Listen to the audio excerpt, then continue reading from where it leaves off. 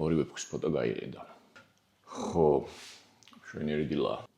მე ვფიქრობ, გემოვნებიან ამგვეთია. ცვილის ქაღალდი არის საჭირო, როცა ბეჭდავ გაქვს შეგრძნება რომ აი მაშინ ხდება ფოტო ნამდვილი. ფოტოებს შორისაც უნდა იყოს ჩადებული ეს ქაღალდი, იმიტომ რომ ერთმანეთზე პიგმენტებმა არ იქონიოს ზეგავლენა. მოდი დავაკაც სტიკერები. მე უნდა მოვაწეროთ ხელი. მაგენ რეალობა გამოვიდა. ვხები წყალში, კიდეებში მოვკიდოთ. პერგამენტი ავიღოთ. ესეც ამისი სერტიფიკატები. უბრალოდ კაი ხარისხით მინდათ black and white-ში უნდა მიხვიდეთ გოგებაშვილის ქუჩაზე. ანუ დიდ ფორმატს რო ვეჭდავ ხოლმე მე მენანება გაგზავნა. საქართველოდან გაგზავნა არ ჭდება იაფი.